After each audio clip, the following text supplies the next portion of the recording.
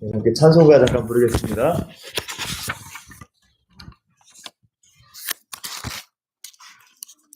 찬송가 252장 함께 찬송합니다. 252장 252장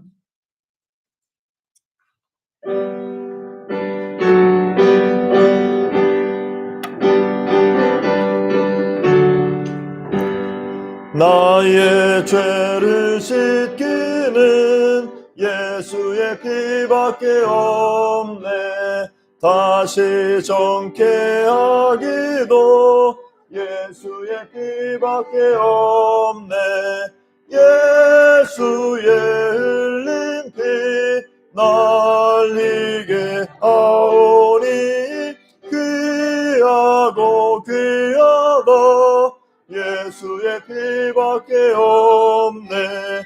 나를 정케 하기는 예수의 피밖에 없네. 사죄하는 증거도 예수의 피밖에 없네. 예수의 흘린 피 날리게 하오니 귀하고 귀하다. 예수의 피밖에 없네. 나의 죄 속하기는 예수의 피밖에 없네. 다른 종로 없으니 예수의 피밖에 없네. 예수의 흘린 피 날리게 하오니 귀하고 귀하다. 예수의 피밖에 없네. 평안함과 소망은 예수의 피밖에 없네. 나의 의는 이것뿐 예수의 피밖에 없네. 예수의 흘린 피 날리게 하오니 귀하고 귀하다. 예수의 피밖에 없네. 영원토록 내 할 말 예수의 피밖에 없네. 나의 찬미 제목은 예수의 피밖에 없네.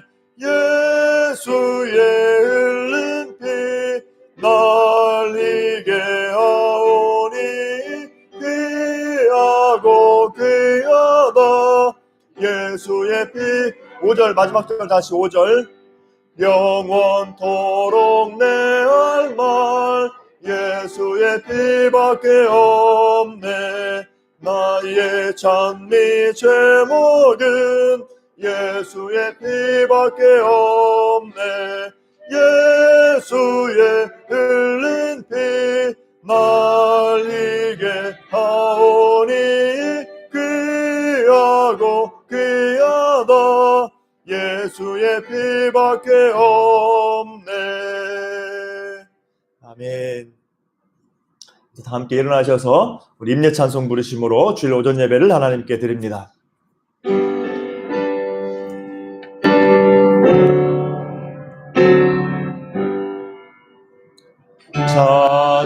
찬양 성부 성자 성령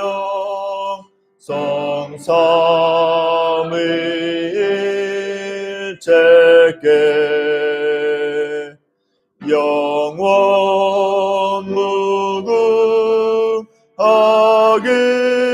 무궁하기까지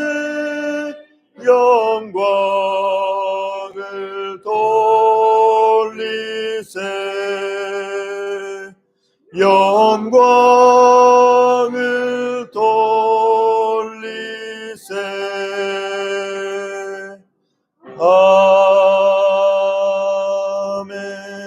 아멘.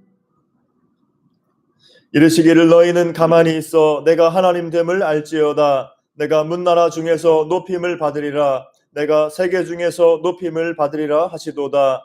만군의 여호와께서 우리와 함께 하시니 야곱의 하나님은 우리의 피난처시로다.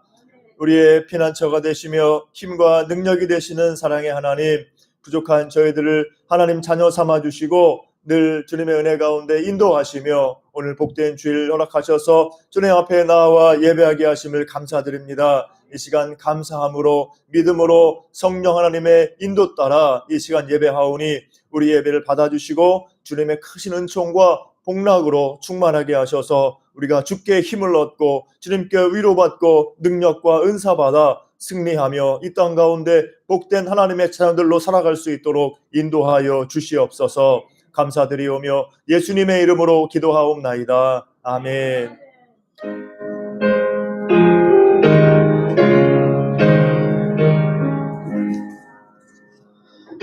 만복의 근원 하나님, 온 백성 찬송 드리고 저 천사여 찬송하세. 찬송 성부 성자 성령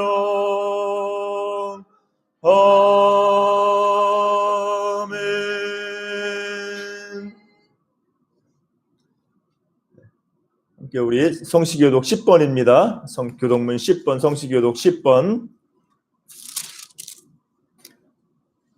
교독문 10번 교독합니다. 하나님이여 나를 지켜주소서. 내가 주께 피하나이다.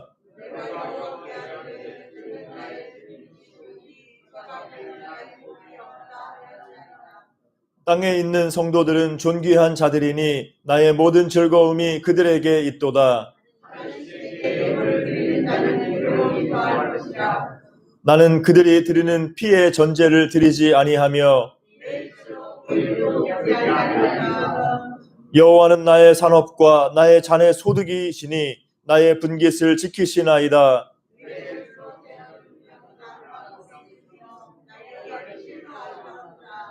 나를 훈계하신 여호와를 송축할지라. 내가 여호와를 항상 내 앞에 모심이여. 아멘. 함께 신앙 고백합니다. 전능하사 천지를 만드신 하나님 아버지를 내가 믿사오며 그 외아들 우리 주 예수 그리스도를 믿사오니 이는 성령으로 잉태하사 동정녀 마리아에게 나시고 본디오 빌라도에게 고난을 받으사 십자가에 못 박혀 죽으시고 장사한 지 사흘 만에 죽은 자 가운데서 다시 살아나시며 하늘에 오르사 전능하신 하나님 우편에 앉아 계시다가 저리로서 산자와 죽은 자를 심판하러 오시리라. 성령을 믿사오며 거룩한 공회와 성도가 서로 교통하는 것과 죄를 사하여 주시는 것과 몸이 다시 사는 것과 영원히 사는 것을 믿사옵나이다. 아멘. 함께 앉으셔서 찬송가 303장 찬송합니다.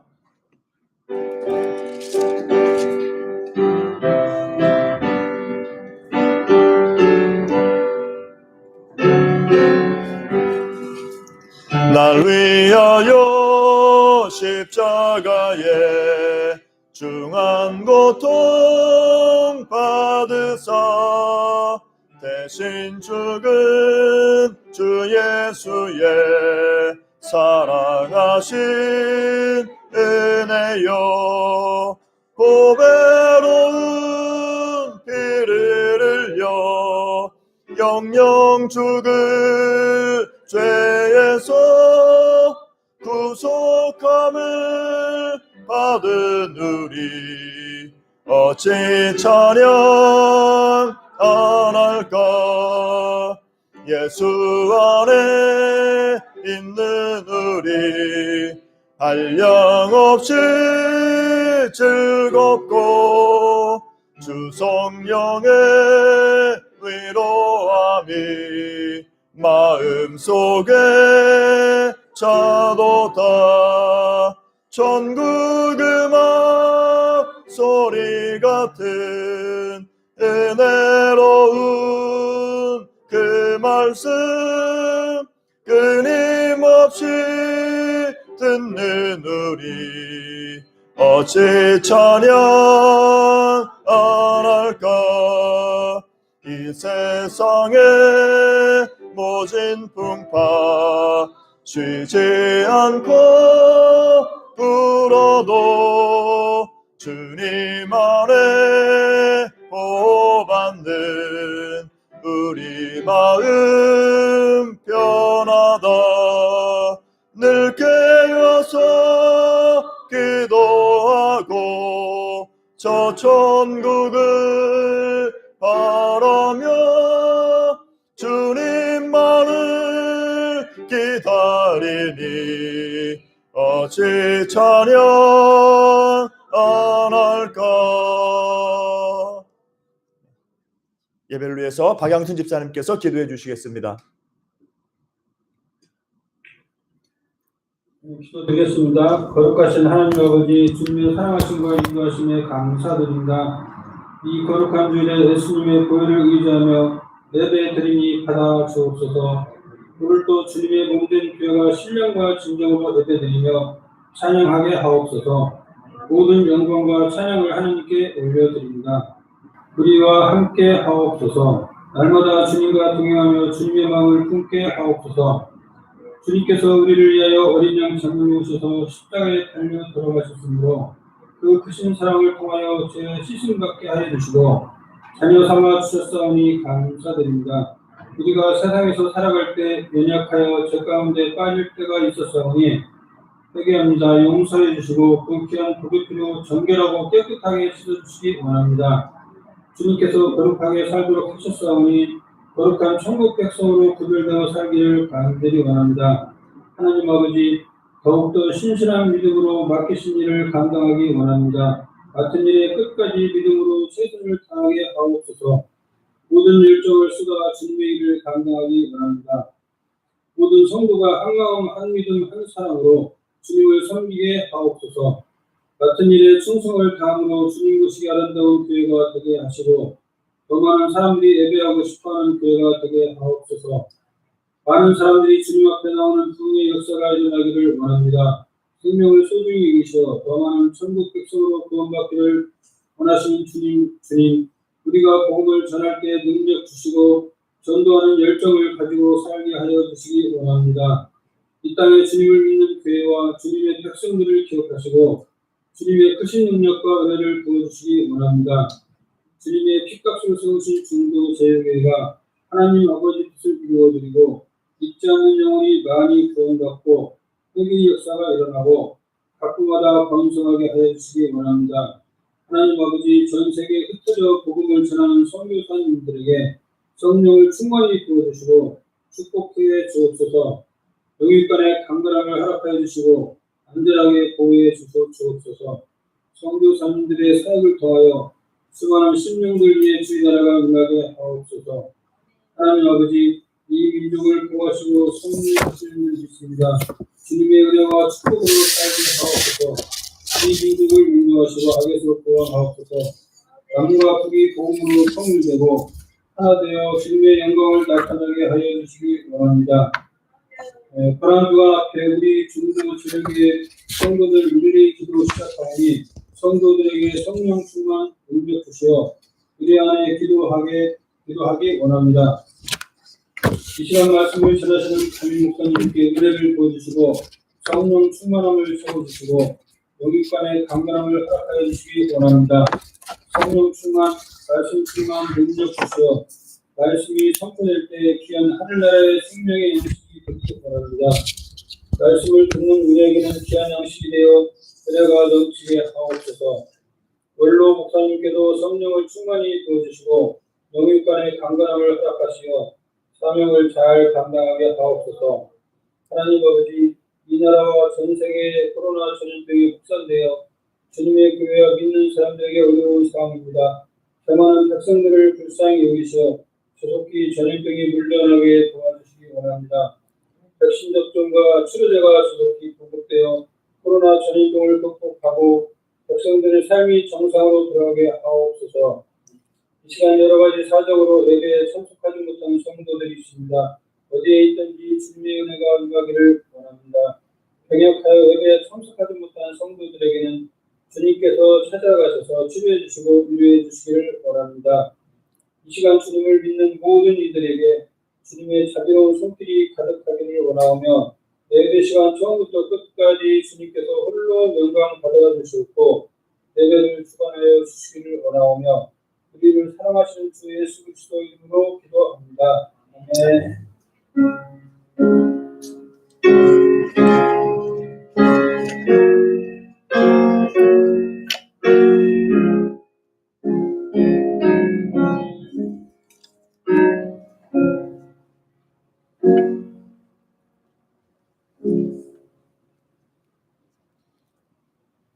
오늘 말씀은 신약성경 마태복음 22장 1절부터 14절까지 말씀입니다. 마태복음 22장 1절부터 14절.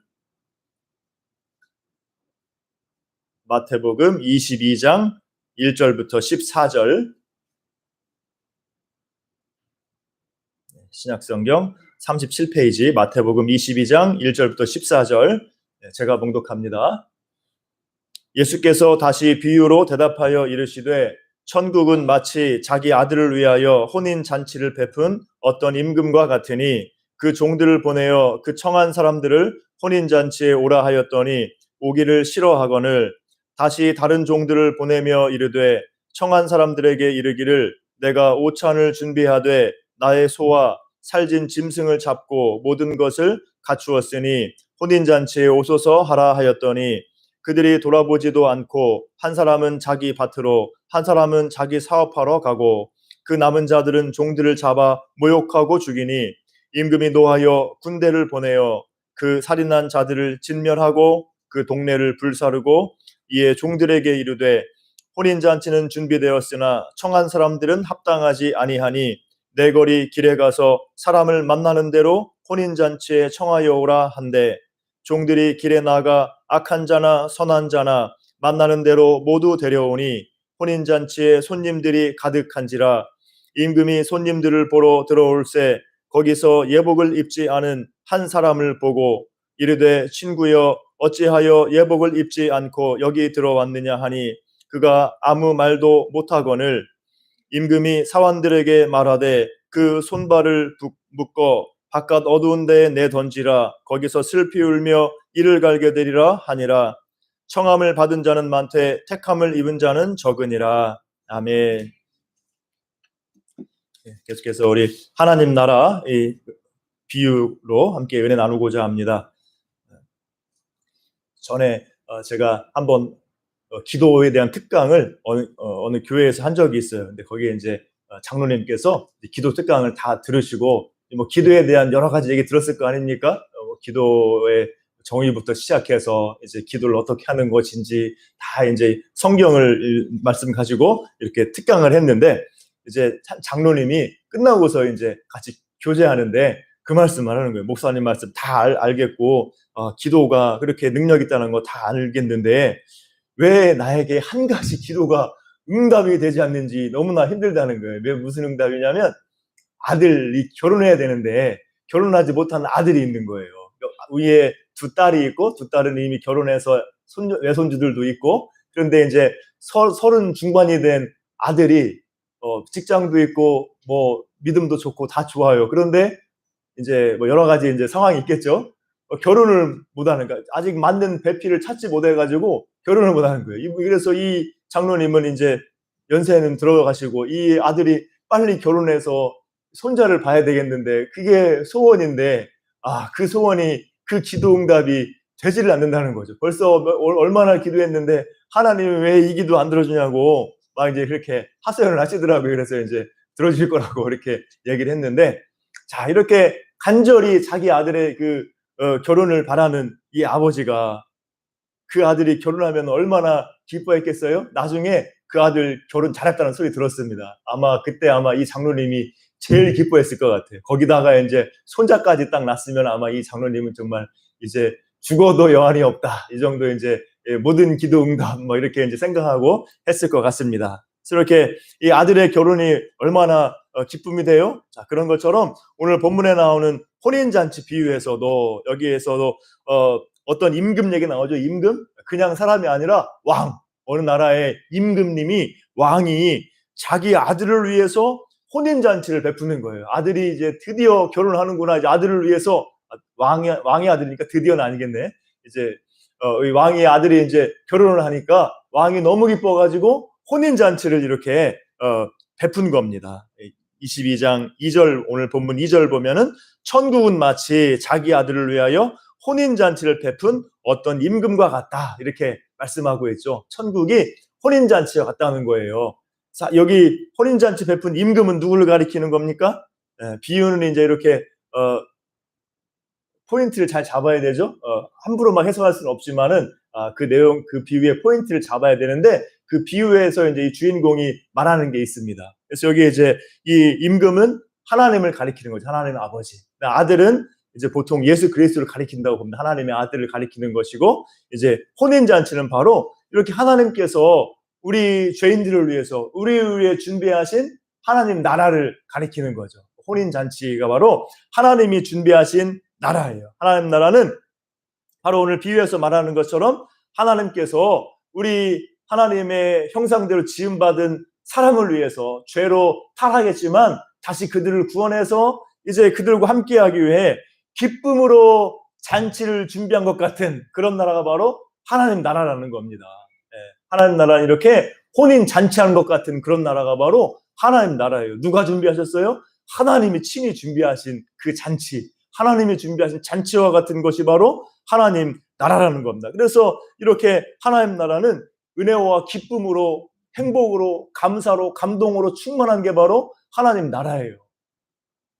우리 성경을 보면은 하나님과 인간의 이 관계 회복의 절정을 뭘로 표현하냐면은 잔치로 표현할 때가 많아요. 잔치로. 예를 들면 우리 시내산 언약 있죠? 모세와 이제 이스라엘 백성이 출애굽해가지고 시내산에서 여호와 하나님을 만나지 않습니까? 그래서 이제 여호와 하나님과 시내산에서 언약을 맺는 거예요. 이스라엘 백성은 하나님 백성, 나는 너의 하나님, 하나님과 이스라엘 백성이 언약을 맺으시는데 그 언약에 체결할 때 마지막에 누가 올라갑니까? 모세도 올라가지만은 이스라엘 70 장로들이 함께 올라가요. 아론과 함께 같이 올라가서 하나님의 영광을 보고 막 이 편만한 그 하나님의 은혜가 쫙 펼쳐진 그런 그 임재 속에서 이들이 어떻게 합니까? 먹고 마셨다 이렇게 나오죠. 신해성 언약의 한 부분이면 절정이 뭐냐면은 하나님 앞에서 언약의 체결을 즐거워하면서 먹고 마시는 거예요. 다른 말로 하면 잔치, 만찬을 베푸는 게 언약의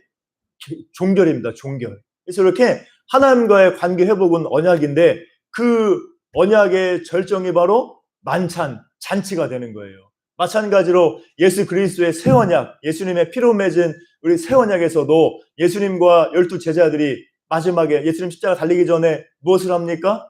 최후의 만찬, 성만찬을 하잖아요. 포도주를 나누고 떡을 떼면서 만찬을 하는 겁니다. 그래서 이렇게 만찬, 잔치가 바로 하나님과의 관계 회복, 언약의 절정을 의미하는 게 바로 잔치예요, 잔치. 그래서 혼인잔치도 바로 그런 의미를 가지고 있죠. 하나님과의 관계 회복, 하나님과의 온전한 그런 임재의 은혜를 누리는 것의 그 상징은 절정은 뭐냐면은 잔치예요. 또 우리 성경 보면은 혼인잔치 얘기 많이 나오죠. 예수님의 첫 표적도 어디서 행했어요? 가나의 혼인잔치. 요한복음에 보면 예수님의 첫 번째 표적이 가나의 혼인잔치에서 물을 포도주로 변화시킨 사건이 예수님의 첫 표적이죠. 예수님의 첫 표적이 바로 혼인잔치에서의 표적이에요. 예수님이 우리에게 신랑으로 오셨다는 것을 보여주는 그런 표적입니다. 이렇게 또 예수님이 다시 오실 때도 뭐라고 얘기해요? 예수님 다시 오실 때 이루어지는 그리스도와 성도, 그리스도와 교회의 이 최고의 절정, 만남을 뭐라고 표현합니까?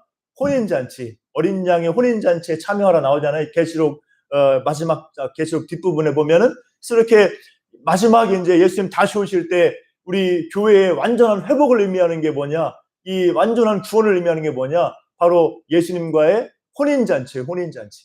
그래서 이렇게 혼인잔치는 바로 이런 하나님과의 완전한 관계가 회복된 그런 기쁨과 행복과 감동을 의미하는 게 바로 혼인잔치입니다. 그래서 이렇게 하나님께서 우리를 위해서 이런 잔치와도 같은 혼인잔치와 같은 하나님 나라를 준비하신 거예요.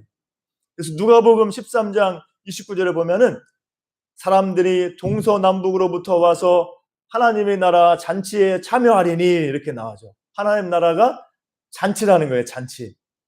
동서남북으로부터 와서 하나님 나라 잔치에 참여하게 된다. 이제 혜인이까지 이렇게 예배를 위해서 귀하게 쓰임받네. 예, 우리 주일학교 빨리 부흥돼야 되겠습니다. 우리 2명만 하는 게 아니라 여러 명 더 열심히 해야 되겠어요. 이렇게 이 누가복음에서도 하나님 나라를 잔치로 표현하는 거죠. 하나님 나라 잔치 어디부터 온다는 거예요? 동서남북으로부터 사람들이, 이 구원받은 사람들이 동서남북으로부터 세계 모든 나라 족속으로부터 사람들이 하나님 나라 잔치에 참여한다는 겁니다. 이렇게 하나님 나라는 바로 하나님이 준비하신 기쁘고 영광스러운 잔치와 같은 거예요. 우리가 이런 믿음으로 기쁨을 누리며 살아가야 될 줄로 믿습니다. 우리는 이미 하나님 나라 잔치에 참여한 거예요. 하나님 나라는 지난번에 뭐라고 말했죠? 이미 그러나 아직이라고 말했죠. 이미 하나님 나라는 임재했고 우리가 이미 하나님 나라에 들어왔어요. 그러나 아직 하나님 나라가 완성되진 않았다. 하나님 나라가 완성될 날이 있다. 그래서 이미 우리는 하나님 나라에 들어왔고 그러나 아직 하나님 나라가 완성된 것은 아니다. 완전히 우리가 하나님 나라가 완성되고 우리가 완전해질 날이 있다. 이미 그러나 아직이 하나님 나라. 알겠죠? 우리는 이미 하나님 나라에 들어오고 하나님 나라 백성인 거예요. 우리가 그 하나님 나라에 들어온 잔치와 같은 기쁨을 누리며 살아가야 될 줄로 믿습니다. 즐거운 사람의 마음은 날마다 잔치하는 것 같다고 잠언에서 말하잖아요. 우리는 믿음으로 기뻐할 수 있어요. 우리가 세상에서 힘들고 어렵고 환란이 있어도 우리가 하나님 나라 백성 되었다는 그 은혜에 감사하며 우리의 심령이 즐거우면 날마다 잔치하는 마음으로 살아갈 줄 믿습니다. 우리가 하나님 나라 백성으로서 하나님 나라 잔치에 참여했다는 믿음을 가지고 날마다 잔치하는, 축제하는 마음 가지고 살아가시기를 주님의 이름으로 축복합니다. 또 장차 완전한 하나님 나라가 임하는 거죠. 장차 영원한 잔치, 영원한 하나님 나라 잔치에 참여할 소망을 가지고 그 나라 바라보고 걸어가는 여러분 되시기를 주님의 이름으로 축복합니다.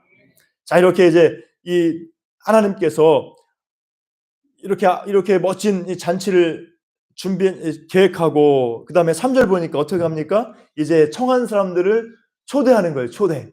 우리 3절 보면은 이제 그 종들을 보내서 청한 사람들을 혼인잔치에 초대를 합니다. 그런데 그들이 어떻게 따라와요? 3절에 보면은 오기를 싫어했다는 것이죠. 청한 사람들이라는 것은 하나님이 이 누구 정했다는 걸 말하는 거예요. 그래서 그 오라는 겁니다. 그래서 이렇게 하나님이 이렇게 청하여서 오라고 했는데 오지 않는다는 것이죠. 참 기가 막힌 아닙니까? 왕의 결혼 잔치에 초대하는데 거기 오지 않는 거 정말 이상한 일이죠. 이상한 일이 이상한 가운데 일어나는 것이죠. 그래서 이렇게 이 왕의 초대에, 혼인잔치 초대에 거부하는 겁니다.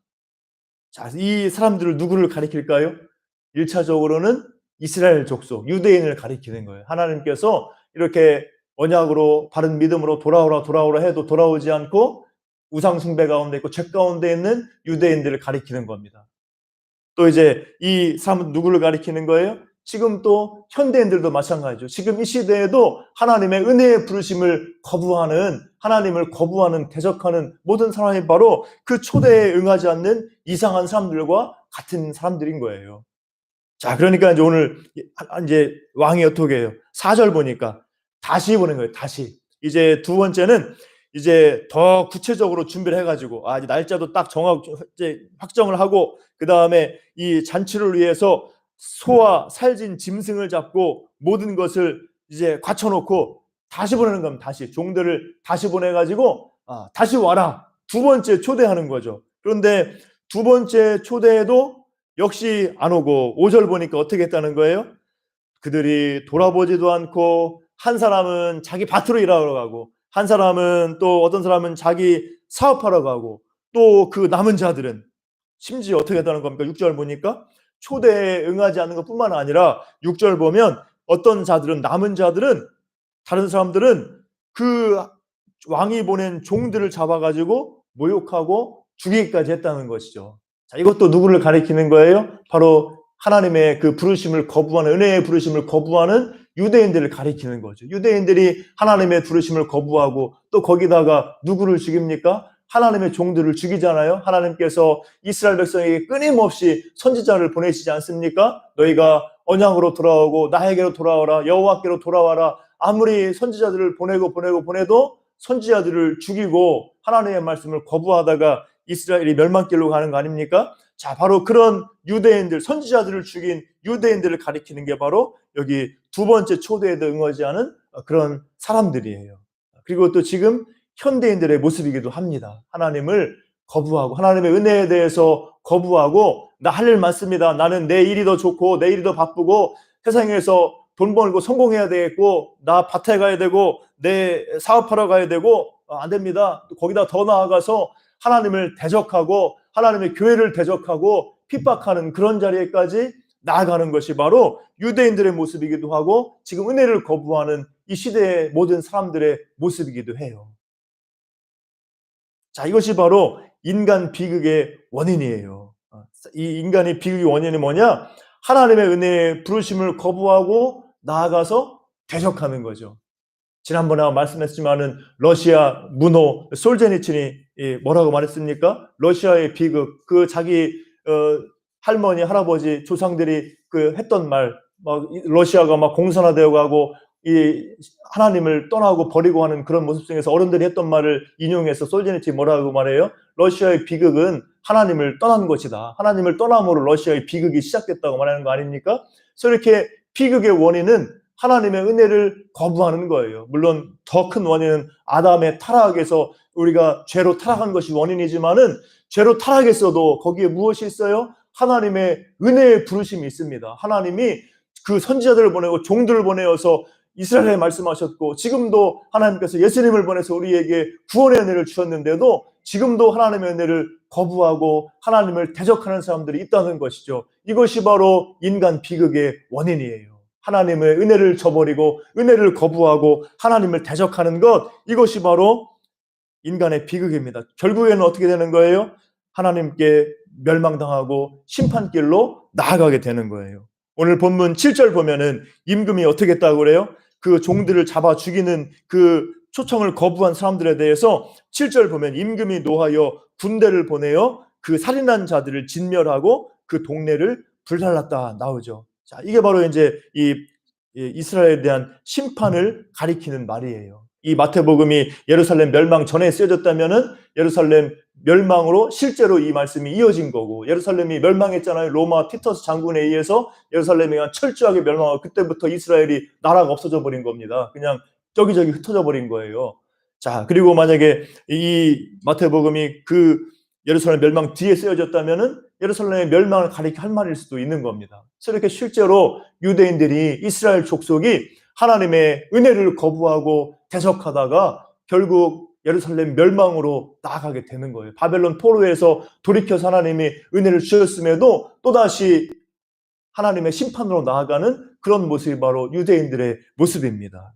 자, 마찬가지로 지금 현대인들도 계속해서 하나님의 은혜를 거부하고 대적하면 어디로 갈 수밖에 없다는 거예요?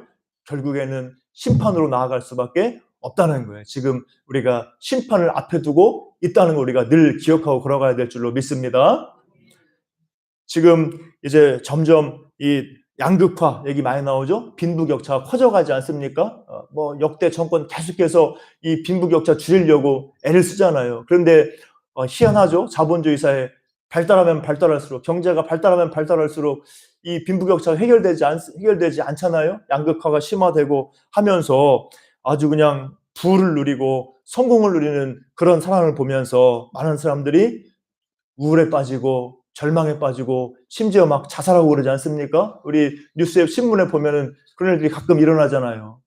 너무나 힘들어서 정말 다른 사람들은 다 잘 사는 것 같은데, 정말 너무나 행복하게 사는 것 같은데 나는 뭔가 하면서 우울하고 절망에 있다가 자살까지 가는 거 아닙니까? 자, 그런 시대가 바로 이런 시대예요.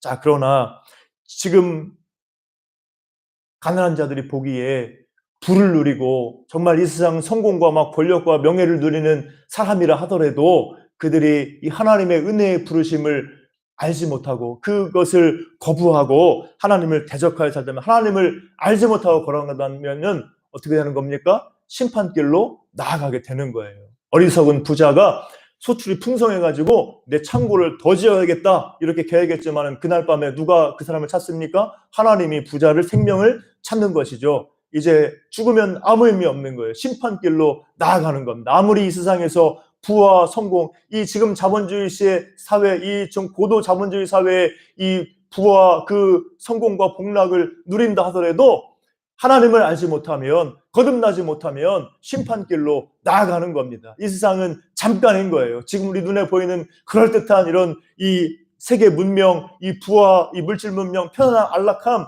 우리가 보기에는 막 길어 보이지만 순간인 겁니다. 이 세상은 순간인 거예요. 이제 죽음에 이르게 되고 심판으로 나아가게 되는 거예요. 우리는 이런 믿음을 따라서 세상에서 그저 성공하고 부유함을 누리고 하는 것, 우리가 그것 가지고 부러워할 것이 아니라, 그거 바라보고 또 우리가 설사 우울에 빠지고 낙심할 것이 아니라, 우리가 하나님의 은혜를 바라보고 하나님의 그 사랑을 바라보고 우리가 주님의 그 은혜를 누리며 하나님 나라 백성의 은혜를, 진정한 영적인 만족을 누리며 걸어가는 저 여러분 될 수 있기를 주님의 이름으로 축복합니다. 자, 우리의 만족은 어디에 있어요? 세상 만족에 있는 거 아니에요. 세상에서 누리는 부와 복락과 명예 뭐 그런 것도 필요하죠. 그렇지만은 그것은 그냥 하나님이 우리에게 주신 도구일 뿐이에요. 그냥 이 세상에서 우리가 살아가고 또 그것으로 하나님께 우리가 영광 돌릴 수 있는 도구인 것이고, 그렇지만은 우리의 진정한 만족은 어디에 있느냐? 바로 하나님이 주시는 은혜 가운데 우리에게 만족이 있는 줄로 믿습니다. 우리가 하나님의 은혜를 붙들고 하나님의 은혜 가운데 감사하고 내가 하나님 나라 백성인 것에 대해서 감사하면서 우리는 말씀과 기도 가운데서 우리가 만족하면서 살아가는 거예요. 우리의 삶의 인생의 초점을 어디에 둬야 됩니까? 그냥 이 세상에서 그냥 세상 사람들 같이 돈 많이 벌고 성공하고 잘 사는데 초점을 두는 것이 아니라, 그건 아까 말했죠. 부차적인 거라고, 그냥 도구에 불과하다고, 누릴 수도 있고 부족할 수도 있어요. 그렇지만 거기에 우리는 초점을 둘 것이 아니라 우리의 초점은 뭐냐? 하나님의 은혜 안에서 어떻게 우리가 하나님을 기쁘시게 하고 주님을 닮아가는 것에 우리의 삶에 초점을 둬야 될 줄로 믿습니다. 우리는 하나님 나라 백성은 그런 믿음으로 살아가는 거예요. 그런 영적 자부심으로 살아가는 겁니다. 세상 것 뭐 가지고 우리가 떵떵거리고 뭐 의수대고 할 거 아닌 거예요. 우리는 그런 정도로 사는 것이 아니라, 우리는 하나님이 주시는 은혜 안에서 하나님의 자녀라는 자부심을 가지고 주님을 닮아가는 삶에 우리의 초점을 맞춰야 되는 거예요. 우리의 삶이, 우리의 인격이 주님을 닮아가고, 야, 저 사람의 삶을 보니까 정말 너무나 닮고 싶고 뭔가 다른 그런 이 경건의 능력을 갖는 게 우리의 삶의 목적이 될 줄로 믿습니다. 그래서 우리의 삶에서 그런 하나님의 은혜가 나타나야 되는 거예요. 우리는 은혜의 사람이 되어야 되는 겁니다. 하나님의 은혜가 나타나는 사람, 저 하나님의 은혜 가운데서 옛날에 안 그랬는데 점점점 변화돼 가고 성숙해져 가고 사랑과 희락과 화평과 오래 참음과 자비 양선과 충성과 온유와 절제, 이런 성령의 열매를 맺어가는 그런 변화의 모습이 있고 주님을 닮아가는 모습이 있는 경건의 능력이 막 갖춰져 가는 그런 울림이 있는 은혜가 있는 그런 사람으로 우리가 성숙해져 가는데, 여기에 우리의 삶의 초점을 맞춰야 될 줄로 믿습니다. 그게 바로 믿음의 삶이고, 우리 믿음의 사람이 그렇게 걸어가야 세상에서 우리 교회가 다시 힘을 얻을 수가 있는 거예요. 교회도 똑같이 세상하고 똑같이 그냥 성공하고 돈 많이 버는 것으로 그냥 만족하고 자랑하고, 그러니까 세상하고 달라질 게 다른 게 없으니까 세상에서 짓밟히는 거 아닙니까? 우리는 그런 거 가지고 자랑하는 게 아니고, 세상적인 어떤 물질과 부와 어떤 성공은 다 도구에 불과하고, 우리의 진정한 목표와 진정한 만족은 하나님을 기쁘시게 하는데, 하나님을 닮아가는데, 내 삶에서 하나님의 은혜가 나타나는 그런 변화와 성숙의 삶이 있는 것에 내 삶의 목적이 있다. 그것을 가지고 자랑하는 여러분 되시기를 주님의 이름으로 축복합니다. 서로 그런 경건의 능력을 가지고 세상에 대해서 저 심판받을 불신자들을 대하여서 기도하면서 그들에게 이런 경건의 능력을 가지고 전도하고 나아가야 되는 거예요. 우리가 그런 믿음의 삶을 살아갈 수 있기를 주님의 이름으로 축복합니다. 자, 오늘 이제 혼인잔치의 비유, 이제 1라운드가 끝나고 이제 2부로 이어져 또 새로운 또 이제 이 주제가 등장합니다. 오늘 이제 비유를 보면은, 자, 두 번째도 보냈는데 거부하고 심지어 보낸 종들을 막 죽이기까지 했어요. 그러니까 이제 그 왕이 하나님이 어떻게 하는 겁니까? 종들을 시켜서 9절 보면 내거리 길에 가서 사람을 만나는 대로 혼인잔치에 청하여 오라 하는 거죠. 길에 나가가지고 이제 저 청함받은 처음에 이 청했던 사람들 안 오니까 하나님이 이제 왕이 어떻게 하는 거예요? 밖에 나가서 만나는 대로 누구나 너희가 만나는 사람 누구나 다 데리고 와라. 이게 바로 이제 왕의 명령이에요. 혼인잔치를 이렇게 성대하게 준비했는데 청한 사람들이 오지 않으니까 거부했으니까 이제는 나가서 만나는 사람 모두 데려와라. 그러니까 어떻게 됐어요? 10절 보면은 혼인잔치에 손님들이 가득했다는 거. 손님들이 가득했다. 자, 이게 바로 이제 하나님의 은혜의 역사입니다. 자, 내 거리 길에 나가서 사람들을 만나는 대로 데려오라. 이게 무엇을 의미하는 거예요? 바로 예수님의 십자가의 대속의 은혜로, 예수님의 십자가 은혜로 모든 족속 어느 누구나 이제 죄사함과 구원으로 초대받는다는 것을 의미하는 거예요. 내 거리 길로 나가서 누구나 다 데려오라. 누구나 다 이제 부르심을 받고 누구나 그 부르심에 응답하면 혼인잔치에 들어올 수 있다. 바로 예수 그리스도의 십자가로 말미암는 새 시대의 구원의 역사가 이루어지는 것을 의미하는 겁니다. 예수님의 십자가 안에서, 예수님의 십자가의 은혜 안에서 모든 족속, 인종, 신분, 모든 것 어떤 조건에 차별 없이 모든 믿는 자는 예수님 안에서 죄사함 받고 하나님 나라 백성이 될 수 있다는 거예요. 이게 바로 내 거리 길에 나가서 다 데려오라, 이런 말이 갖고 있는 의미입니다. 이렇게 어느 누구나 죄사함과 구원으로 초대를 받는 새로운 은혜의 시대, 새 시대, 바로 예수 그리스도의 메시아 시대가 열린 것을 의미하는 겁니다.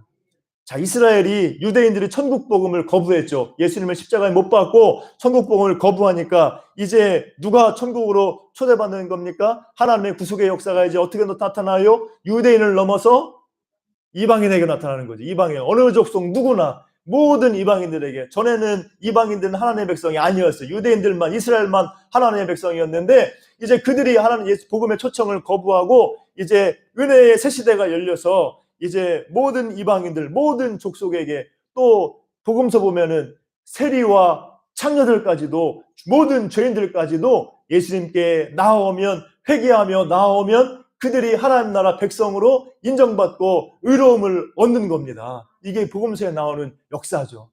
자, 오늘 그 역사를 말하고 있는 거예요.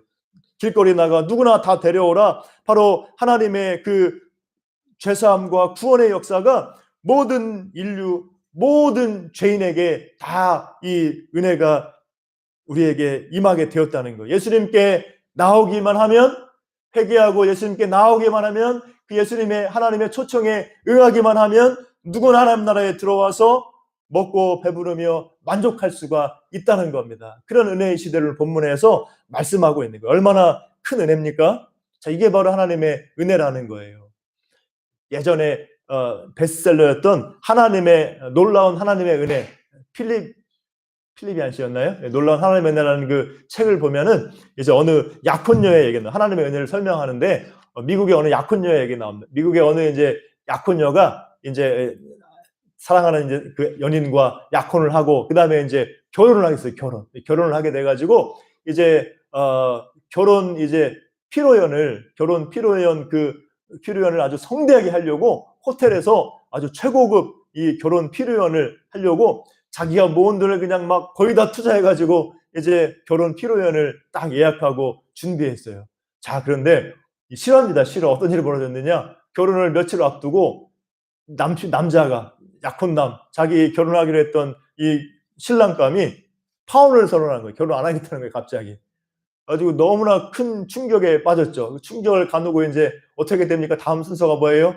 예약 다 취소해야 되는 거잖아요. 결혼 피로연 예약을 취소해야 되는데 그 호텔에 막 고급 그 피로연을 예약해 놨는데 환불이 안 되는 거예요. 환불이. 너무나 이제 날짜가 다가왔고 환불이 안 되고, 자, 그냥 다 날릴 판입니다. 그래서 이 약혼녀가, 이 여자가 생각한 게 뭐냐? 어차피 돈 날릴 거 좋은 일이나 하자. 그래가지고 그 도시에다가 아주 신문 광고도 내고 벽보에 다 붙였죠. 도시에 있는 모든 노숙인들, 집 없는 사람들, 홈리스, 집 없는 사람들 이날에 몇 시에 호텔로 다 와라. 다 와서 먹어라. 이게 광고를 한 거예요. 그래가지고 그날에 이 여자가 준비한 그 피로연이 어떤 피로연을 바뀌었느냐. 그 전체 그 도시의 노숙인들이 그냥 배불리 먹고 그냥 이 만족 기뻐하는 날로 바뀌게 된 거예요.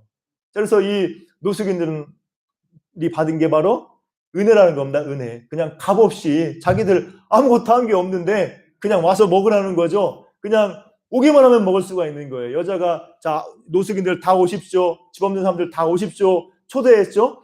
오기만 하면 누구나 다 와서 최고급 호텔의 그 음식을 먹을 수가 있었던 겁니다. 이게 바로 하나님의 은혜다. 그 책에서 예를 들고 있는 거예요. 바로 이런 하나님의 은혜가 바로 우리를 부르신 하나님의 은혜예요. 내거리 길에 나가서 아무나 그 부르심에 응답하고 네 하고 응답해서 나오면 하나님 나라 잔치에 들어와서 배불리 먹고 만족과 기쁨과 행복을 누릴 수 있는 것, 이것이 바로 하나님의 은혜고 하나님 나라의 은혜인 줄로 믿습니다. 이런 은혜를 하나님이 우리에게 베풀어 주신 거예요. 자, 그런데 이 하나님의 은혜의 초대 가운데 나타난 한 가지 오점, 오늘 본문이 이제 그 얘기를 하고 있어요. 이게 이제 오늘 마지막 주제인데, 자, 오늘 여기 보면은 어떤 일이 벌어집니까? 갑자기 생뚱맞은 약간 좀 이상해 보이는 주제가 나와가지고 어떤 학자들은 이게 다른 데 있던 거 갖다 붙인 거 아니냐 막 그렇게 해석하는 사람도 있어요. 그런데 이제 그렇진 않고 전체 스토리가 이어지죠. 자, 이 하나님의 은혜의 초대 가운데 한 가지 오점이 있어요. 11절 보면은 임금이 손님들을 보러 들어왔더니 거기서 누굴 본 겁니까? 자, 이제 임금이 막 사람들 다 초대해가지고 잔치에 가득 차게 됐어요. 그런데 임금이 이제 딱 잔치에 들어와가지고 손님들을 보다 보니까 손님 중에 하나가 어떻게 했다는 거예요? 예복을 입지 않고 있다는 거죠. 예복을 입지 않고 있다. 그래서 너 왜 예복 안 입었냐? 할 말이 못하니까 쫓아내어서 쫓겨나게 되었다는 거예요. 슬피 울며 이를 갈게 되었다. 이렇게 설명하고 있죠. 예복을 입지 않은 한 사람이 있어가지고 그 사람이 잔치에서 쫓겨났다는 겁니다.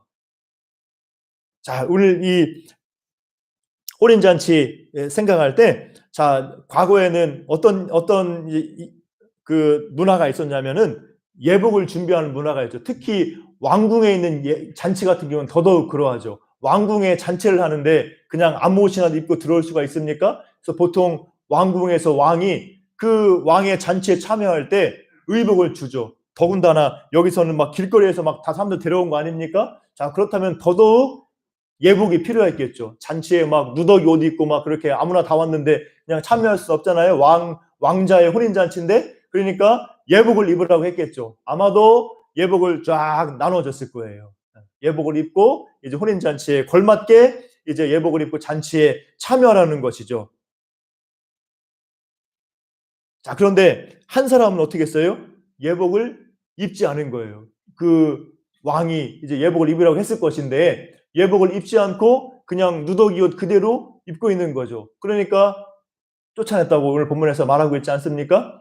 자, 이것은 무슨 의미입니까? 예복을 입어야 되는데 예복을 입지 않는다는 건 뭐예요?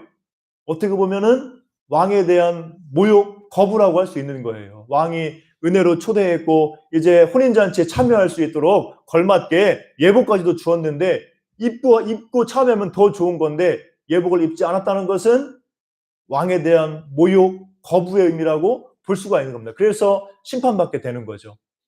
제가 예전에 태국에 단기 선교 같이 간 적이 있었는데 어느 이제 사원 어느 절이었어요. 사원이 이제 막 탑이 막 다 금으로 돼 있고 막 그런, 와, 너무나 놀랍더라고.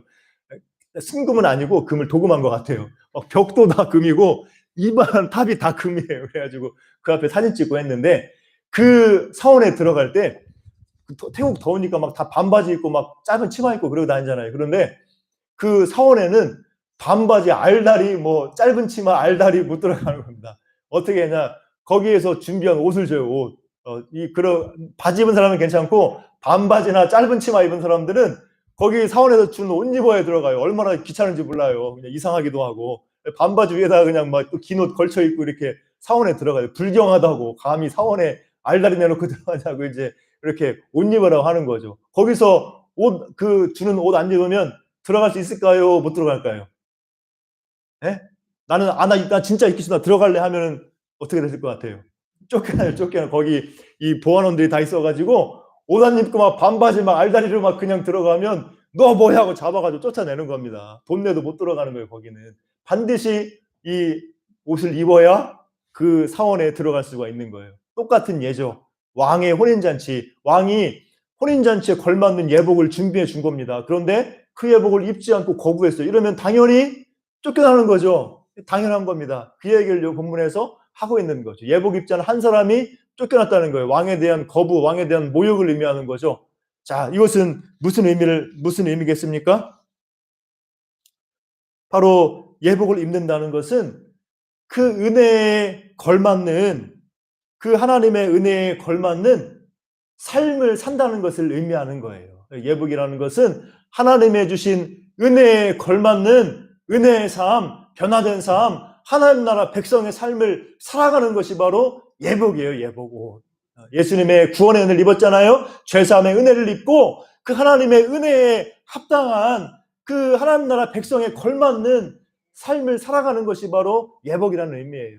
예복 입지 않은 한 사람은 1차적으로 누구를 가리키느냐? 예수님이 정죄했던 바리새인들, 유대인들, 유대 지도자들을 가리키는 거예요. 유대 지도자들, 바리새인들과 서기관들이, 제사장들이 하나님의 그 율법을 안다 하면서도 그들이 왜 예수님께 질책을 받습니까? 너희가 겉으로는 말씀을 지키는 것 같지만은 실제 너희 삶은 악하다는 거죠. 너희 마음속에 악독과 탐욕이 가득하고 외식이고 겉으로만 거룩한 척하고 너희가 정말로 하나님이 원하시는 인애와 그런 인과 의와 예는 이 사랑은 버렸다는 거죠. 너희들이 정말 하나님이 원하시는 그런 이 은혜와 사랑의 삶을 살지 않는다는 겁니다. 외식한다는 거죠. 그게 바로 유대 지도자들, 바리새인과 서기관들과 제사장들의 삶이에요. 그래서 예수님께 그들이 독사의 자식이라고 이 진노를 받은 겁니다. 자, 그래서 여기 예복을 입지 않은 이 한 사람은 1차적으로는 예수님 당시에 유대 지도자들을 가리킨다고 볼 수가 있어요. 또 이 예복 입지 않은 사람을 지금 이 시대에 우리가 연관시키면 누구라고 할 수 있습니까? 우리가 신앙생활을 한다고 하지만, 믿음을 고백한다고 하지만 그 삶에 있어서 그냥 종교 생활일 뿐이지 이 하나님 나라 백성에 걸맞는 그런 믿음의 삶을 제대로 살아나가지 못하는 사람이 바로 예복을 입지 않은 사람이라고 우리에게 적용해 볼 수가 있는 겁니다. 우리 갈라디아서 보면은 다른 복음 나죠. 다른 복음을 전하는 자들은 저주를 받을지어다. 이 사도 바울이 말하는 거 아닙니까? 다른 복음을 전한다. 다른 복음은 뭐냐? 예수님의 참된 복음에서 벗어난 거죠. 그게 다른 복음이에요. 다른 복음은 이제 크게 우리 성경을 보면은 크게 뭘로 나눌 수 있냐면은 율법주의로 있었어요. 율법주의. 이제 예수님 당시에 또 이제 초대교회 당시에 지금도 마찬가지고 율법주의는 지금도 이어지는 거예요. 다른 복음을 한 예는 뭐냐면은 율법주의. 종교 생활.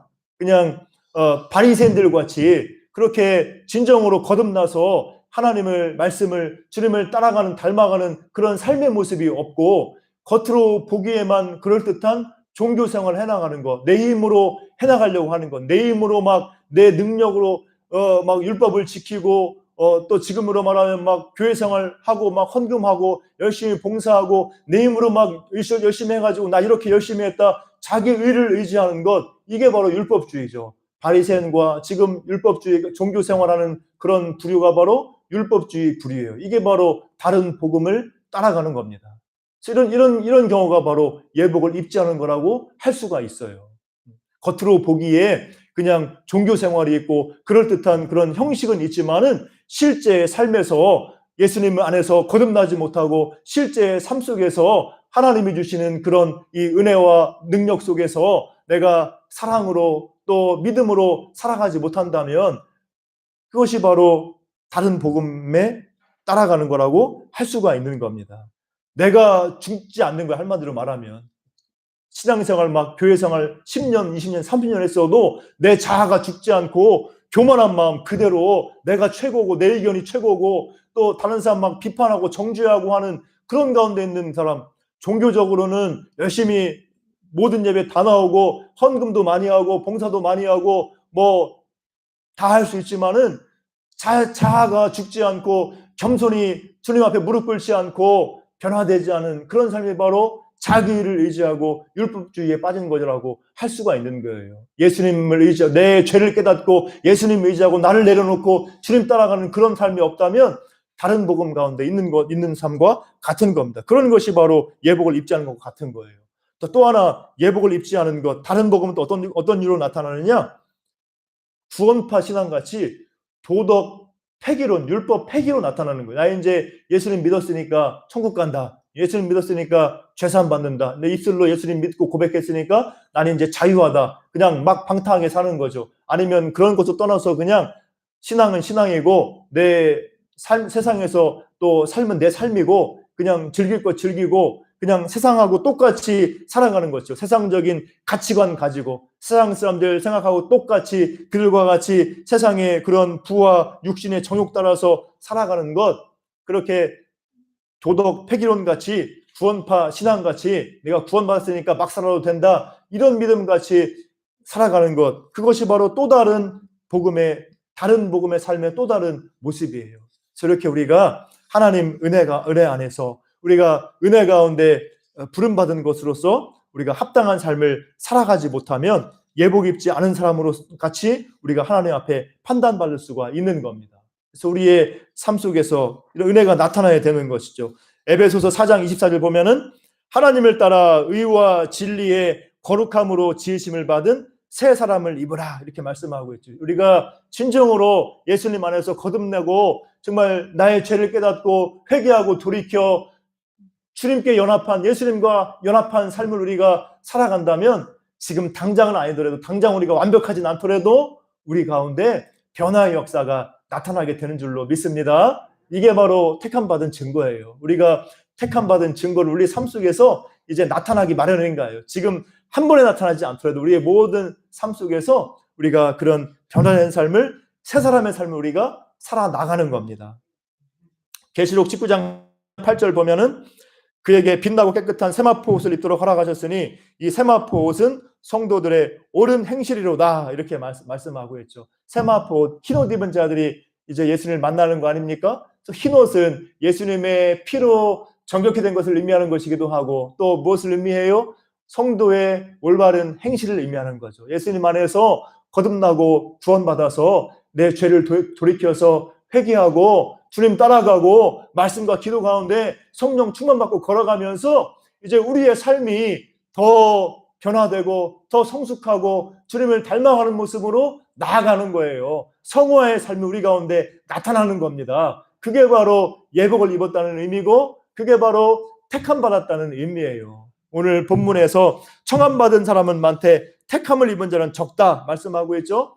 하나님이 부르심은 모든 사람을 다 부르신 거예요. 그렇지만은 그 중에서 택함 받은 사람은 적다는 거죠. 하나님의 은혜, 거듭남의 은혜 가운데서 하나님의 그 은혜 가운데 변화되어서 내가 주님을 따라가고 닮아가는 그런 변화의 열매, 성화의 열매를 맺어가는 그런 삶을 우리가 살아나갈 때 우리가 택함 받은 백성으로서 예복 입은 하나님 나라 백성으로서 은혜 가운데 걸어갈 수 있을 줄 믿습니다.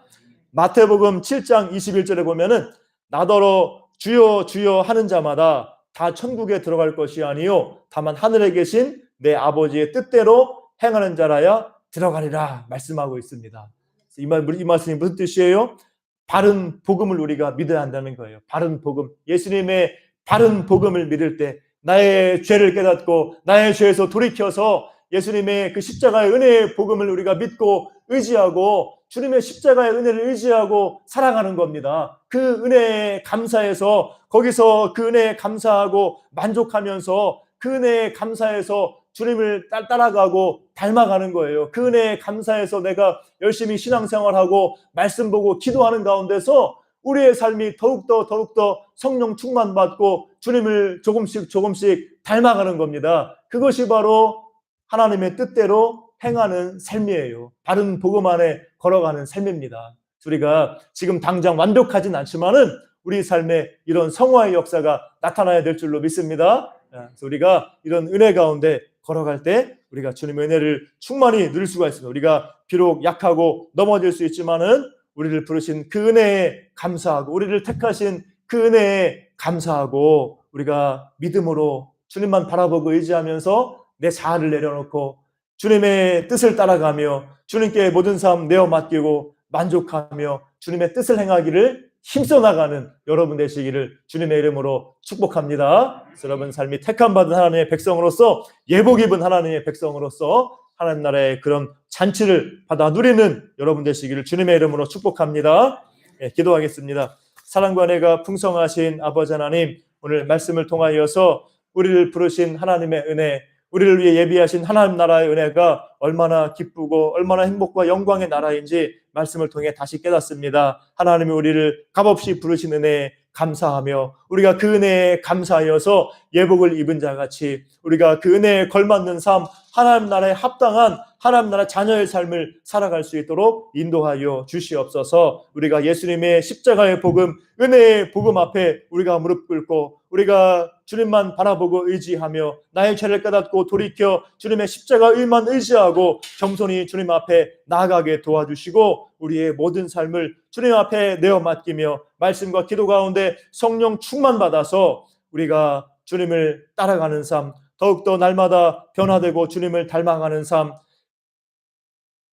새 사람으로 지으심을 받은 믿음의 삶을 살아갈 수 있도록 인도하여 주시옵소서. 우리가 하나님 앞에 하나님의 뜻을 행하는 자로 믿음의 사람으로 은혜의 사람으로 인정받아 택함받은 주의 종들로서 하나님 나라의 복락을 누리도록 은혜 베풀어 주시옵소서. 감사드리오며 예수님의 이름으로 기도하옵나이다. 아멘.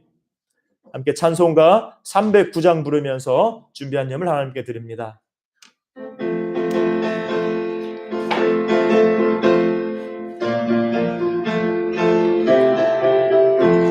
목마른 내 영혼 주가 이미 허락한 그 귀한 영생수 주여 갈망합니다. 그 약속 따라서 힘써 간구하오니 오 주여 내 기도 어서 들어주소서. 예수의 사랑 예수의 사랑 바다 물결같이 내게 임하니 영광의 물결에 온전히 쌓여서 내 영혼의 기쁨 한량없도다. 주 내게 촉촉한 큰 비 내려주시려 은혜의 저 구름 건너편에 떠올라 그 귀한 징조가 내게 밝히 보이니 나 힘을 다하여 주께 간구합니다. 예수의 사랑 예수의 사랑 바다 물결같이 내게 임하니 영광의 물결에 온전히 쌓여서 내 영혼의 기쁨 한량없도다. 은혜의 소낙비 지금 흡족히 내려 구원의 큰 강물 흘러차고 넘쳐서 내 주한 모든 죄 모두 씻어버리니 나 지금 은혜를 충만하게 받았네. 예수의 사랑 예수의 사랑 바다 물결같이 내게 임하니 영광의 물결에 온전히 쌓여서 내 영혼의 기쁨 한량없도다.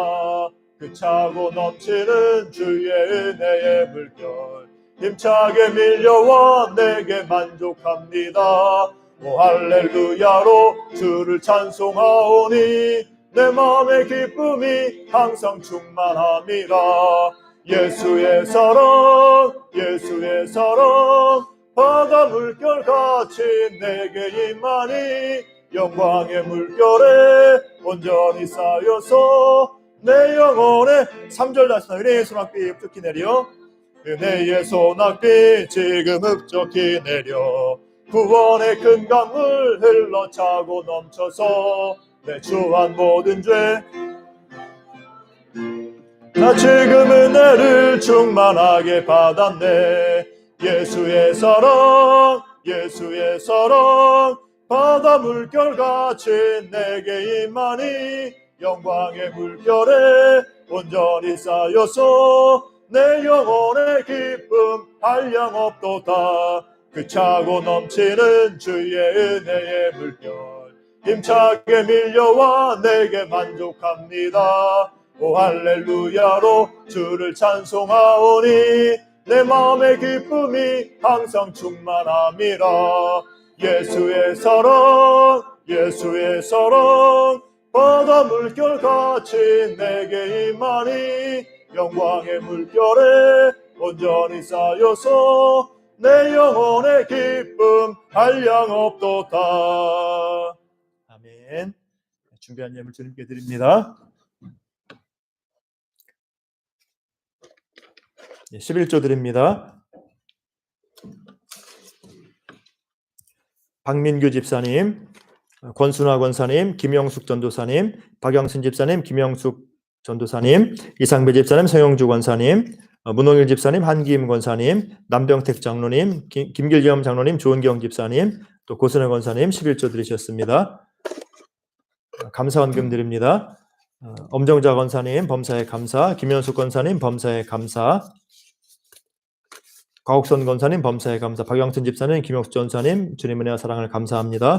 문안주 청년 범사에 감사, 문홍일 집사님, 한기인 권사님 범사에 감사, 문봉주 청년 범사에 감사, 이상배 집사님, 성영주 권사님 범사에 감사, 권순화 권사님 범사에 감사, 김길겸 장로님, 조은경 집사님 범사에 감사, 강택서 장로님 범사에 감사합니다. 고순혜 권사님 범사에 감사합니다. 성령 충만한 삶 이루어가게 하옵소서. 소수림 사모 범사에 감사, 전혜숙 집사님 범사에 감사합니다.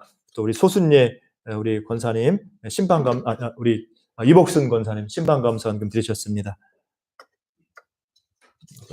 선교원금 드립니다. 박민규 집사님, 엄정자 권사님, 박영선 집사님, 김영수 전도사님, 권순화 권사님, 문홍일 집사님, 한김 권사님 선교원금, 또 박민규 집사님 건축원금 드립니다. 또 건축원금 박영순 집사님, 김영수 전도사님, 권순화 권사님, 엄정자 권사님, 또 문홍일 집사님, 한김 권사님 건축원금 드리셨습니다. 잠시 기도하겠습니다. 사랑과 은혜가 풍성하신 아버지 하나님 감사합니다. 오늘도 주님 앞에 귀한 예물 구별하여 드린 모든 손길들 기억하셔서 주님 은혜로 충만하게 하시고 모든 삶에 부족함이 없도록 인도하여 주시옵소서. 우리의 모든 쓸 것을 공급하시며 우리가 선한 일에 힘쓰며 더욱더 나누고 베풀며 살아갈 수 있도록 우리 가운데 힘과 능력을 더해 주시고 부족함이 없도록 인도하여 주시옵소서. 어려운 시대를 살아갑니다. 주님 함께 하셔서 주님의 은혜 가운데 역사해 주시고 우리가 일한 대로 더 풍성하게 얻고 또 주님 감사하며 나아가도록 우리 모든 지체들 붙들어 주시고 하나님 인도하여 주시옵소서. 주님 바라보고 의지하며 더욱더 인내하며 기도하며 승리하게 하시고 주님이 주신 바 모든 분복으로 만족하며 감사하며 걸어가는 우리의 모두의 삶이 되게 하여 주시옵소서. 우리 모든 지체들 더욱더 믿음으로 주님 앞에 걸어가며 또 모든 삶의 풍성한 은혜 가운데 부유함 가운데 걸어갈 수 있도록 인도하셔서 더욱더 하나님께 영광 돌리며 또 귀하게 또 선한 사업과 사랑을 베풀며 걸어가는 삶을 살도록 인도하여 주시옵소서. 감사드리오며 예수님의 이름으로 기도하옵나이다. 아멘.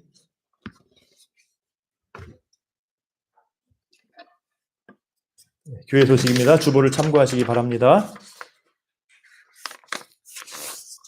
20일 릴레이 저녁 기도회 예고입니다. 우리 고난주간 또 부활절 앞두고 또 우리 3월 8일부터 4월 2일까지 4주간 매주 월요일부터 금요일 저녁에 우리 월요일부터 목요일은 7시 30분 또 금요일은 8시 30분에 순번대로 참석한 릴레이 기도회를 갖고자 합니다. 그래서 수요일과 금요일은 평소와 같은 시간에 정규 예배로 드리면 됩니다. 그래서 저 뒤쪽에 이제 릴레이 순번표 제가 놨는데 지금 7분 정도 적으셨어요. 그래서 이제 안 적으신 분들 또 다 적으셔서 이렇게 릴레이 순번에 일주일에 한 번 오실 수 있지 않습니까?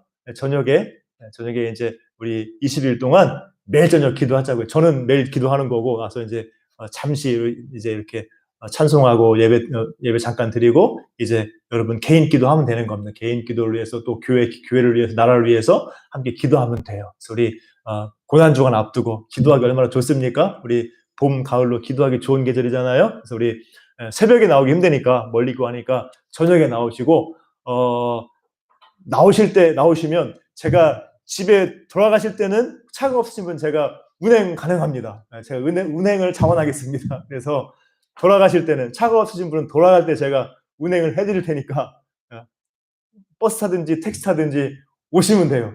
이제 차가 없으신 분, 운전하기 힘드신 분은 그래서 이제 여러분들이 일주일에 한 번 내가 어느 날 저녁에 기도할 것인가 여러분들이 저 뒤에 또 필경대 순번표 다시 놨습니다. 안 적으신 분들 꼭 적으셔서 함께 기도해 주시고 정말 우리 너무나 부득이한 상황, 난 도저히 올 수 없다. 그런 분들은 저한테 말씀하세요. 그럼 제가 또 말씀해 주시면 되겠습니다. 그렇지만은 우리가 가급적 우리 함께 릴레이 기도 참석해서 우리 같이 한번 기도로 우리 올 한 해 더욱더 복된 삶 살아가시길 축복합니다.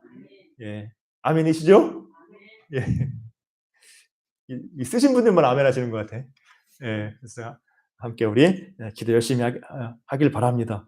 예, 저도 새벽에 하고 또 저녁에 또 기도하고 쉽지 않아요. 근데 기도만이 살 길이고, 그러니까 기도가 하나님의 은혜와 은혜의 통로 아닙니까? 그래서 우리가 힘써 20일 딱 짧으니까 주님의 고난 기억하면서 함께 우리 기도했으면 좋겠습니다. 그래서 저 뒤에 손변표에 또 기입해 주시고, 그 다음에 3월 큐티 교재 나왔습니다. 그래서 필경대회에 있어서 큐티 하시는 분들 받아가시고, 몇 분, 한두 분 좀 줄어드신 것 같기도 해요. 제가 아직 다 일을 확인을 못 했는데, 우리 큐티 교재도 함께 하셔서 여러분들 부담 갖지 마시고 그냥 이렇게 큐티 교재 가지고 날마다 묵상하면 되는 거예요. 성경 읽기는 쭉쭉 읽는 거죠. 읽기 필사 쭉쭉 읽어 나가는 건데, 큐티 교재를 하면 이제 더 구체적으로 볼 수 있잖아요. 내 삶에 적용도 할 수 있고, 자기를 돌아볼 수도 있고, 또 이제 필사 하시면서도 이제 우리 한기인 권사님 지금 필사 열심히 하시는데, 이제 필사하시면서 또 이제 와닿는 구절 또 이렇게 더 묵상할 수도 있고, 여러분들 우리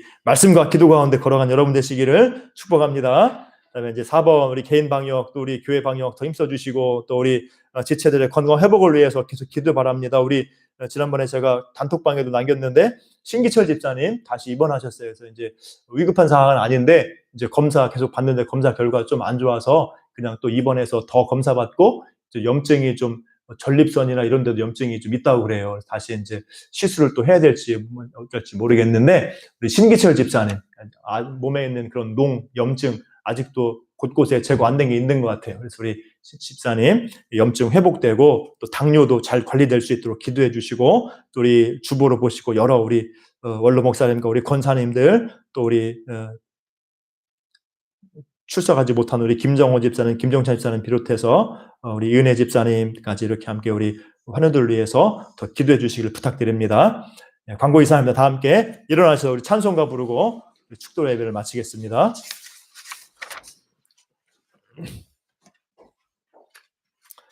620장.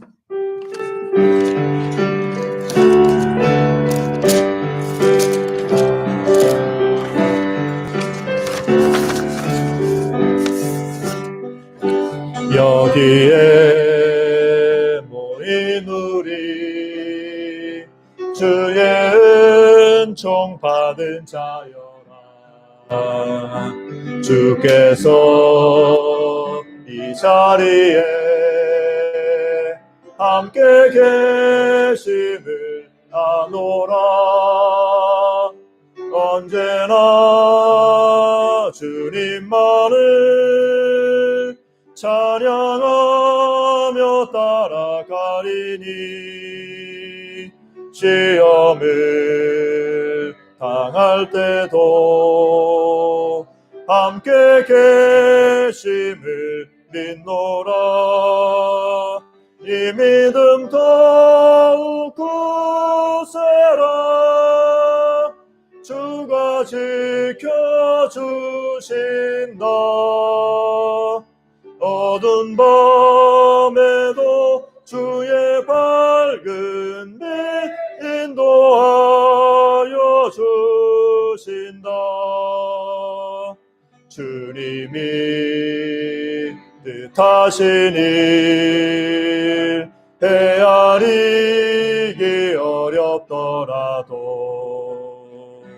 언제나 주 뜻 안에 내가 있음을 아노라. 사랑과 말씀들이 나를 더욱 새롭게 하니, 때로는 넘어져도 최후 승리를 믿노라. 이 믿음 더욱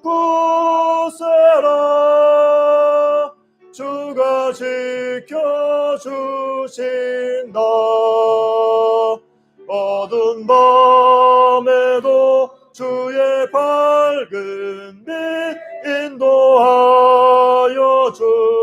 주신다. 여기에 모인 우리 사랑받는 주의 자녀라. 주께서 뜻하신 바 우리 통해 펼치신다. 고통과 슬픔 중에 더욱 주님 의지하오니 어려움 이겨내고 주님 더욱 찬양하라. 이 믿음 더욱 굳세라. 주가 지켜주신다. 어두운 밤에도 주의 밝은 빛 인도하여 주신다. 아멘. 함께 기도합니다. 오늘 말씀 생각하면서 함께 기도하고 우리 자신을 위해서, 우리 교회를 위해서 같이 한번 잠시 기도하셔서 주여 부르시고 기도하시겠습니다. 주여. 아버지 하나님 감사합니다. 이 시간 기도할 때 아버지 우리 가운데 역사하시고 주님 은혜로 충만하게 하여 주시옵소서. 하나님 인도하셔서 우리가 더욱더 주님 은혜 가운데 걸어갈 수 있도록, 주님의 십자가 은혜만 믿고 의지하며 걸어갈 수 있도록 인도하여 주시옵소서. 아버지 하나님 우리가 하나님 은혜 가운데 아버지 하나님 더욱더 변화되며 더욱더 성령 충만받아 더욱더 주님 닮아가게 도와주시고 하나님의 은혜에 합당한 믿음의 삶, 하나님의 은혜에 합당한 경건의 능력 가지고 걸어가는 저희들 되게 하여 주시옵소서. 세상 따라가지 아니하고 세상 가치관과 풍조 따라가지 아니하고 변화된 거듭난 하나님의 자녀들로서 하나님 나라 백성으로서 합당한 믿음의 삶을 살게 하여 주시옵소서. 아버지 우리의 생각이, 우리의 삶이 세상 사람들과 다른 삶을 살아갈 수 있도록 아버지 경건의 능력을 우리 가운데 더하여 주시고 아버지 우리가 온전히 주님 은혜 가운데 변화되고 성숙하며 성령의 열매를 맺어가며 주님 은혜가 나타나는 믿음의 삶을 살게 하여 주시옵소서. 주님 은혜 가운데 하나님 나라 은혜 가운데 진정한 감사와 만족 가운데 걸어가는 우리의 삶이 되게 도와주시고 그 안에서 주님 주시는 복락을 주님의 풍성한 은혜를 받아 누리며 걸어가는 우리의 삶이 되게 하여 주시옵소서. 인도하여 주시옵소서. 하나님 나라 백성으로서 합당한 믿음의 삶을 살아감으로 말미암아서 세상 사람들이 존경할 수밖에 없는, 세상 사람들이 따라올 수밖에 없는 그런 아버지 믿음의 삶이 우리 가운데 이루어질 수 있도록 아버지 우리로 성령 충만하게 하시고 더욱더 은혜에 합당한 변화의 삶을 살아가게 하여 주시옵소서. 인도하여 주시옵소서. 우리가 주님의 바른 복음 가운데 주님의 십자가 은혜 가운데 변화되어서 진정한 거듭난 믿음의 삶, 하나님의 은혜 가운데 합당한 하나님 나라 백성의 삶을 살아가도록 인도하시고 성령의 충만함을 더하여 주시고 우리가 세상 부러워하지 않고 오직 주님 은혜 가운데 감사하며 만족하며 걸어가는 우리의 삶이 되게 하여 주시옵소서. 인도하여 주시옵소서. 주님 도와주시고 우리의 모든 기도에 응답하여 주시며 우리의 모든 환란들 지체들 가운데 역사하셔서 질병에서 환란에서 그 모든 어려움과 시험에서 건져주시고 믿음으로 승리하게 하여 주옵소서. 어떤 상황이 있든지 오직 주 예수 그리스도 주님만 믿고 의지하며 그네 가운데 살아가게 도와주시고 인내하며 기도하는 가운데 주님의 놀라운 은혜와 능력의 역사를 경험하는 우리의 삶이 되게 도와주시고 아버지의 삶이 더욱더 주님 보시기에 합당한 주님의 은혜와 영광과 도우심을 경험하는 믿음의 삶이 되게 하셔서 우리의 삶이 더욱더 복되게 하시고 더욱더 형통케 하시며 하나님 나라 영광 위에 더욱더 헌신하며 힘써 믿음으로 걸어가는 삶이 되게 하여 주시옵소서. 아버지 도와주시고 우리나라 민족 위에 우리 한국교회 위에 긍휼을 베풀어 주시고 어려움 가운데 건져주시고 은혜와 능력을 덧입혀 주옵소서. 코로나 종식되게 하시고 아버지 하나님 회복되게 하시며 다시 한국교회가 믿음으로 바로 서게 도와주시고 이 나라 민족 위에 하나님의 긍휼과 하나님의 공의와 하나님의 자유와 평강이 임하게 도와주시고 이 땅 가운데 죄악이 차지 못하도록 아버지 죄악이 아버지 하나님 관용하지 못하도록 아버지 붙들어 주시고 하나님의 의와 평강이 넘치는 나라 민족 되게 해주시고 속히 남과 북이 하나 되게 하시고 민족 통일의 역사가 이루어지게 하셔서 이 마지막 때에 귀하게 쓰임받는 우리 한국교회 우리 나라가 될 수 있도록 인도하시고 역사하여 주시옵소서. 사랑의 하나님 감사합니다. 오늘 이 시간 주님의 은혜로 충만하게 하시고 기도하는 우리 모든 주의 백성들 심령마다 주님의 은혜로 주님의 성령으로 충만하게 하셔서 우리가 주님의 은혜의 복음에 거듭난 은혜의 삶에 합당한 믿음의 삶을 충실히 살아갈 수 있도록 능력을 더해 주시고 주님을 닮아가는 은혜의 역사가 날마다 우리의 삶에 나타나게 하옵소서. 주님 나라 영광 위에 살아가며 하나님 나라 백성으로 걸어가며 주님이 주시는 은혜와 평강과 복락과 형통함을 받아 누리는 우리 모두의 삶이 될 수 있도록 아버지 인도하시고 우리 모든 지체들과 우리 한국교회와 나라와 민족 위에 하나님의 긍휼과 하나님의 치유와 하나님의 회복의 역사가 하나님의 자유와 평강과 은총의 역사가 충만하게 하여 주시옵소서. 감사하오며 예수님의 이름으로 기도하옵나이다. 아멘. 이제는 우리 주 예수 그리스도의 은혜와 아버지 하나님의 크신 사랑과 성령 하나님의 교통교제 위로 충만하심의 역사가 우리를 하나님 나라로 초대하신 그네에 감사하며 그네에 걸맞는 믿음의 삶, 십자가의 은혜의 복음에 합당한 믿음의 삶, 거듭남에 합당한 믿음의 삶을 살아가며 주님을 기쁘시게 하며 주님과 동행하며 주님의 은혜 가운데 날마다 풍성한 복락을 누리며 걸어가기를 소원하는 우리 사랑하는 모든 주의 지체들, 주의 종들 심령마다 그 가정과 사업과 모든 범사 가운데 이제로부터 항상 함께 있을지어다. 아멘.